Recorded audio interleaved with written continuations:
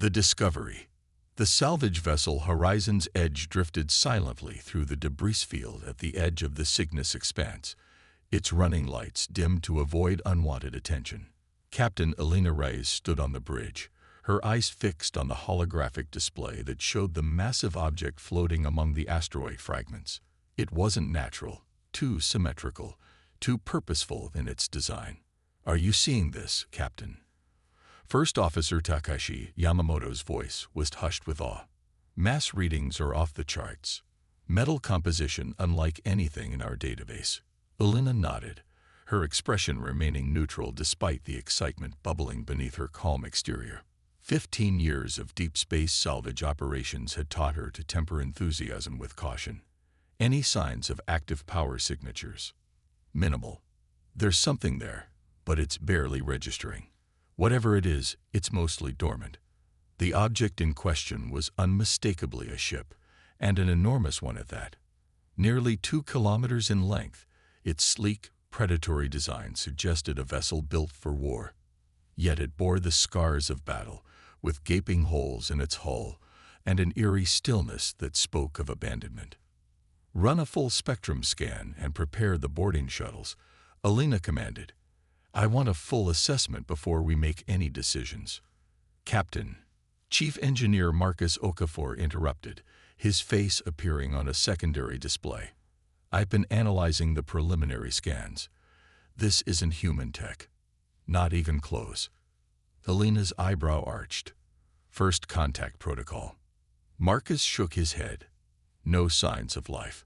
Whatever built this thing is long gone." 2 hours later, Elena led the boarding team through the cavernous hangar bay of the alien vessel. Their exosuit lights cast long shadows across the metallic floor, illuminating strange geometric patterns etched into the surface. The atmosphere inside had been partially vented, but their suits' sensors detected traces of breathable air, a sign that the ship's life support systems weren't completely dead. "This architecture is incredible," whispered Sophia Chen, the team's xenotechnologist. "The material composition suggests advanced metallurgical techniques we've only theorized about. This ship could be centuries beyond our technology." As they ventured deeper, they encountered more signs of the ship's former glory and subsequent downfall. Massive chambers filled with what appeared to be weapons systems sat dormant. Engine rooms housed technology that defied conventional understanding of physics, and everywhere there were signs of hasty abandonment, personal belongings scattered, maintenance tools left mid-task. "It's like they just walked away," Elena murmured, examining a control panel that still flickered with faint light. "Why would anyone abandon a vessel this advanced?" Marcus knelt beside an open access panel, his scanner hovering over exposed circuitry. "Because it failed them," he said quietly. "Look at these power conduits. They're degraded, inefficient. My guess is the ship's core design had a fundamental flaw. It couldn't generate enough power to sustain its systems. So they just left it here." Sophia asked incredulously. "Whoever built this ship has probably surpassed this technology by now," Marcus reasoned. To them, it was obsolete, worthless. Elena ran her gloved hand along a console, wiping away years of accumulated dust. "One species' trash is humanity's treasure," Marcus finished with a grin. Their exploration continued for days, mapping the vessel's layout and cataloging its systems. They discovered the ship's memory banks were partially intact, and Sophia began the painstaking process of deciphering the alien language and accessing what data remained. On the 4th day, she made a breakthrough. "Captain, you need to see this," Sophia called over the comm. Her voice trembled with excitement or fear, perhaps both. Elena made her way to the ship's central command center, where Sophia had established their main research station. Holographic displays floated in the air, showing translated text and diagrams. "I've identified the species that built this ship," Sophia said without preamble. "They call themselves the Vraxians. According to the logs, this was a prototype warship called the Dominance. It was meant to be the first in a new class of vessels that would expand their empire across multiple star systems. What happened to it?" Elena asked. Power inefficiency, just like Marcus suspected. The ship's energy requirements outstripped its generation capabilities. During its maiden voyage, the systems began failing one by one.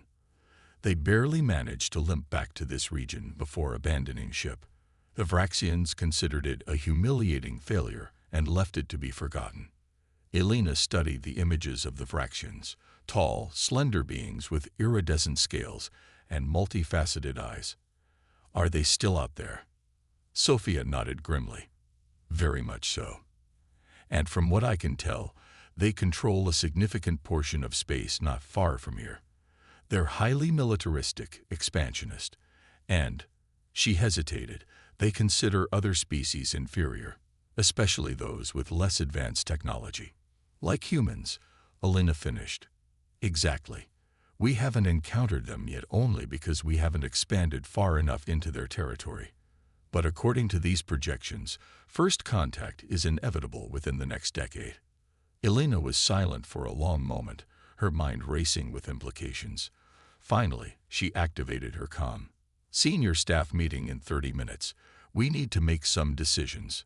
The debate was heated. Some argued for reporting their find to Earth's United Space Command immediately. Others favored claiming salvage rights and stripping the vessel for its valuable technology. Marcus had a different idea entirely. We can fix it, he said simply, causing a hush to fall over the gathered officers. The Vraxians abandoned this ship because they couldn't solve its power problems. But human ingenuity has always centered around doing more with less. Our fusion reactor designs are more efficient than anything I've seen in this ship's schematics. You're suggesting we repair an alien warship? Takashi asked incredulously. I'm suggesting we improve it, Marcus clarified. We take what works, the weapons systems, the hull material, the faster-than-light drive, and we integrate our own solutions for what doesn't. We create a hybrid vessel that combines Vraxian power with human innovation. Elena considered this. To what end? We're not at war. Yet, Sophia said quietly, the Vraxians expand through conquest, not diplomacy. When they eventually discover Earth, they'll see a species they believe to be primitive. They won't come in peace. The discussion was interrupted by alarm klaxons. Takashi's console lit up with warning indicators. Captain, we've got company. A ship just dropped out of FTL at the edge of the debris field. Design appears consistent with the Vraxian schematics in the database. Patrol vessel, Sophia confirmed, consulting her tablet. Standard procedure for monitoring abandoned territories. Have they detected us? Elena asked. Impossible to tell, but they're conducting active scans of the area. It's only a matter of time. Elena made a quick decision. Power down all non-essential systems. Maybe they'll think we're just another piece of debris. The minutes dragged by in tense silence as the Vraxian patrol vessel conducted its survey. Just as hope began to rise that they might go unnoticed, Takashi reported, they're changing course, heading directly for us. Hail them, Elena ordered. First contact protocols. The communication attempt received no response. Instead, the alien vessel locked weapons systems on the horizon's edge. They're preparing to fire, Takashi warned. Before Elena could order evasive action, a burst of energy lanced out from the Vraxian ship, striking their hull and sending shudders through the salvage vessel. Warning shot, Takashi assessed. Minimal damage, but they've completely disabled our propulsion system. A communication request pinged on their system. Elena nodded to Takashi, who accepted it. The view screen filled with the image of a Vraxian officer, exactly as the ship's database had depicted them. Its voice translated through their system with a mechanical cadence. Primitive vessel, you are trespassing in Vraxian territory and interfering with Imperial property. Your ship will be impounded and your crew interrogated. Resistance will result in your destruction. Elena stepped forward. This is Captain Elena Reyes of the human salvage vessel Horizon's Edge. We were unaware this region was claimed territory. We are on a peaceful mission of exploration. The Vraxian's multifaceted eyes gleamed with contempt. Your species is unknown to us, human. Your technological level is unimpressive. You have no salvage rights here. The derelict you have boarded is the property of the Vraxian Empire, despite its disgraceful failure. If it's a failure, Alina countered, why do you care what happens to it? The alien scales shifted color slightly. Anger, perhaps. Even our failures are beyond your comprehension. Prepare to be boarded. The transmission cut off. Options? Alina asked, turning to her crew. Marcus looked grim. We can't outrun them with our propulsion damage. And we're outgunned. But his expression shifted to one of calculation. The alien ship, the Dominance, its defensive systems are partially operational. If we could route emergency power to the shield generators. Do it, Alina commanded without hesitation. What followed was a desperate race against time. While the Vraxian patrol vessel approached, Marcus and his engineering team worked frantically to activate the dormant defense systems of the abandoned warship. When the Vraxians fired again, intending to disable the Horizon's Edge completely, they were shocked to see their attack dissipate harmlessly against a suddenly materialized energy shield. Taking advantage of their confusion, Alina had her crew move deeper into the Dominance, sealing bulkheads behind them and effectively taking refuge inside the derelict vessel. The Vraxian commander appeared on their communication system again, fury evident in its posture. You dare to activate Imperial technology.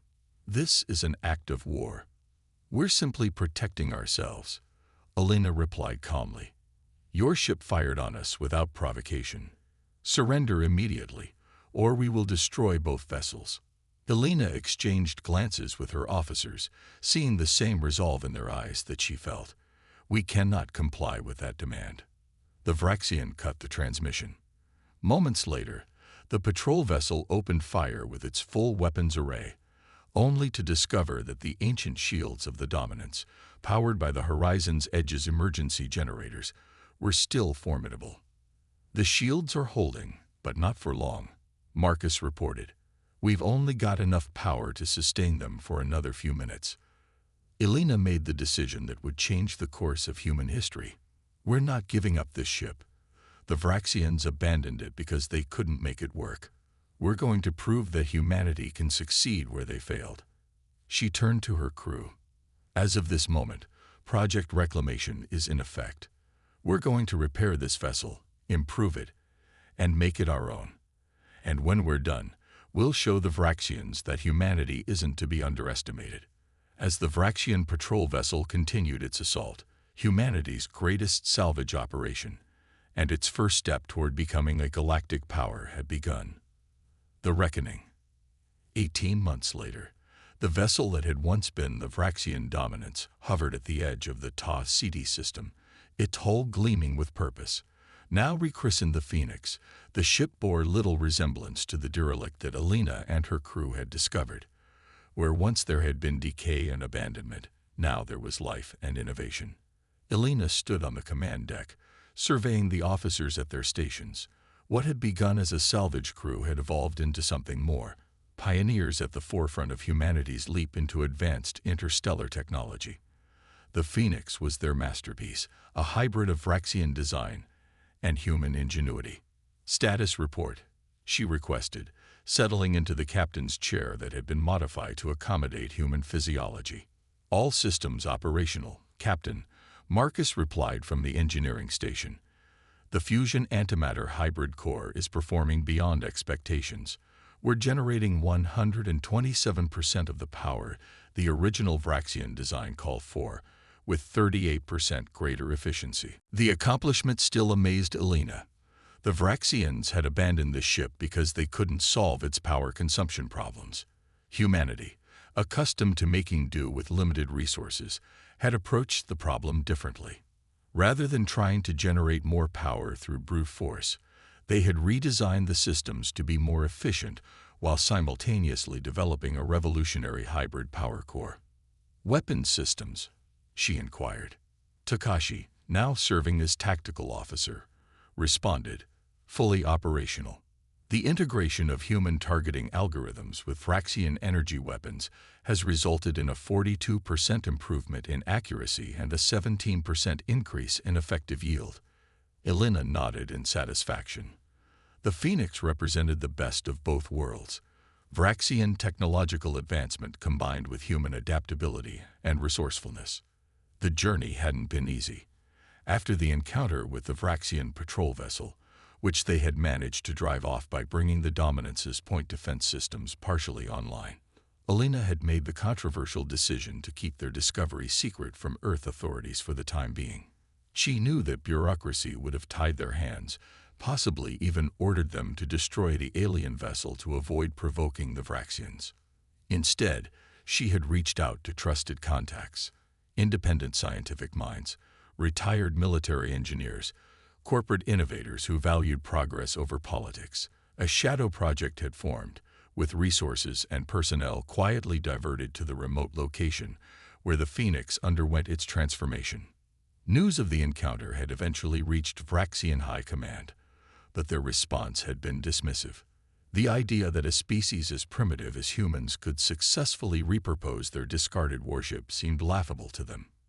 Intelligence reports suggested they believed the humans had merely activated a few basic systems temporarily before the vessel failed completely.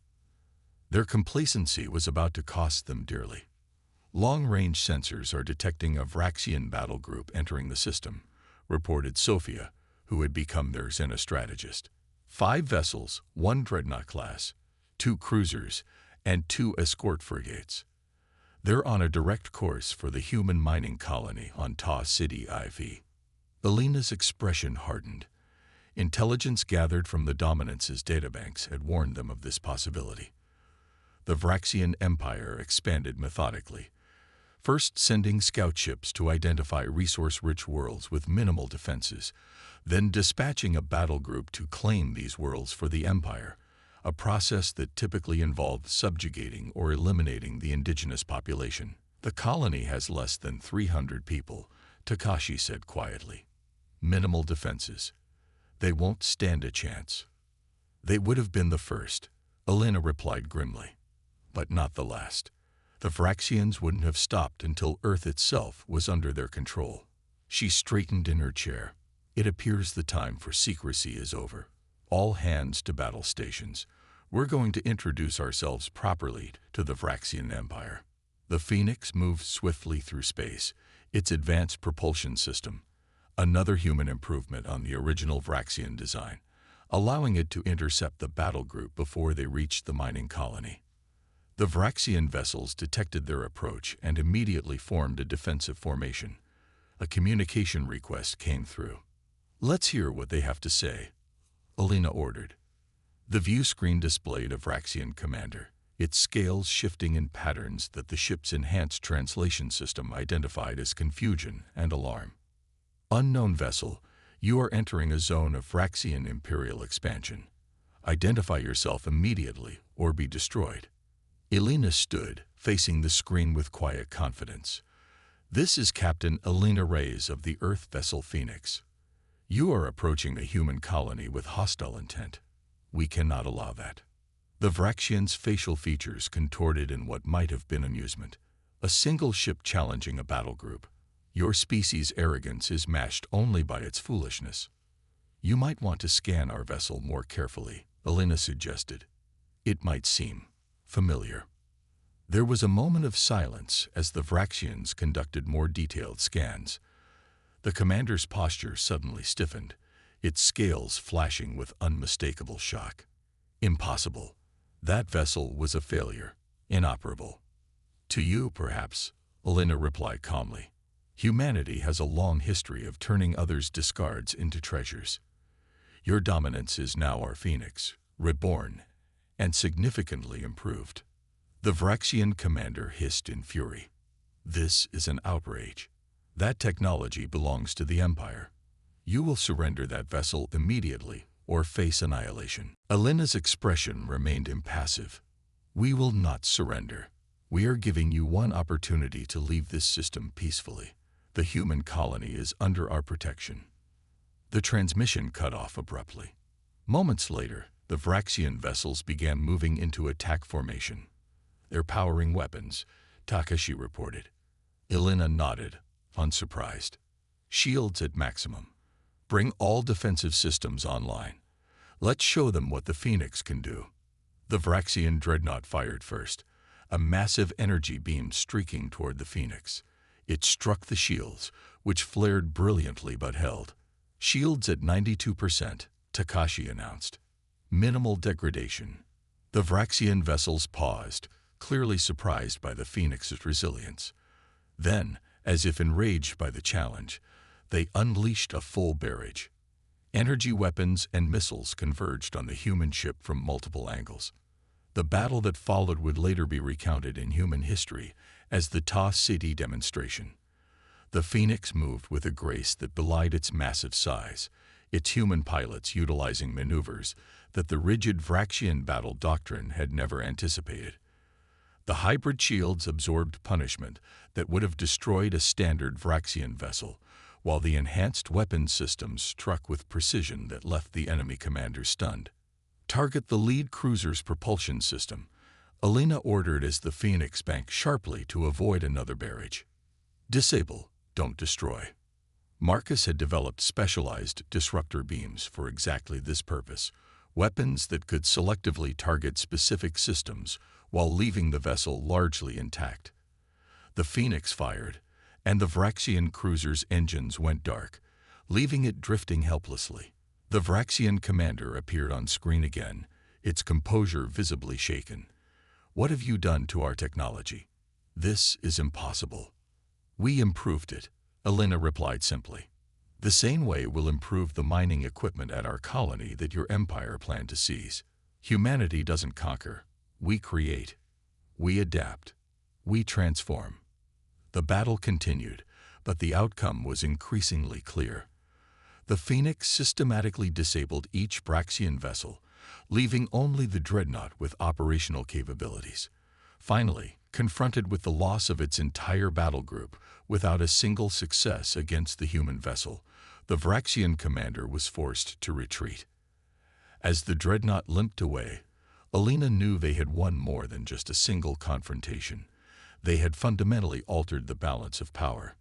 "Send a message to Earth," she instructed her communications officer. It's time they knew about the Phoenix and about the Vraxians. In the months that followed, the revelation of the Phoenix and the Vraxian threat catalyzed humanity like nothing before. Nations that had been rivals set aside their differences in the face of a common challenge. Resources poured into understanding and replicating the hybrid technology that Elena's team had pioneered. More derelict Vraxian vessels were discovered and reclaimed. Each one improved upon the last as humanity's understanding of the technology grew. A fleet began to take shape, not one built for conquest, but for protection and exploration. The Vraxian Empire, faced with the unprecedented situation of a supposedly inferior species mastering and improving their discarded technology, was forced to reevaluate its approach. Their initial dismissal of humans as primitives had been a catastrophic error. Reports from border worlds spoke of human ships appearing seemingly out of nowhere to prevent Vraxian expansion, always staying just beyond the Empire's reach, always demonstrating capabilities that the Vraxians themselves had deemed impossible. 1 year after the Battle of Ta City, Elena stood on the observation deck of the Phoenix, gazing out at the fleet that had assembled in Earth orbit. 5 vessels, each born from abandoned Vraxian technology, each now surpassing the capabilities of their original design. "They're calling it the Reclamation Fleet," Sophia said, joining her at the viewport. "The name caught on after your project." Elena smiled slightly. "Appropriate. We're reclaiming more than just ships. We're reclaiming our future." The Vraxians thought we were beneath their notice. Their cast-offs have become our stepping stones to the stars. Sophia studied the data on her tablet. The diplomatic corps is preparing to make formal contact with the Vraxian Empire. From a position of strength this time, and if diplomacy fails, then we'll be ready, Sophia replied confidently. The Vraxians expand through intimidation and technological superiority. We've demonstrated that neither works against humanity. Elena nodded, her gaze still fixed on the fleet. What had begun as a desperate gamble had evolved into humanity's greatest asset. The Vraxians had abandoned a vessel they deemed a failure, not realizing that in the hands of a species that had thrived on overcoming limitations, their trash would become a treasure beyond imagining. The Vraxians still don't understand, Elena said quietly. They see technology as a measure of worth. They don't grasp that it's not the tools that matter, but what you do with them. Humanity has always been at its best when taking the discarded, the broken, the forgotten, and giving it new purpose. As the Earth turned beneath them, humanity's reclamation fleet stood ready, a testament to the species' defining trait, the ability to transform wreckage into wrath, failure into triumph, and threat into opportunity. The galaxy was about to learn an important lesson. Never underestimate a species that specializes in second chances.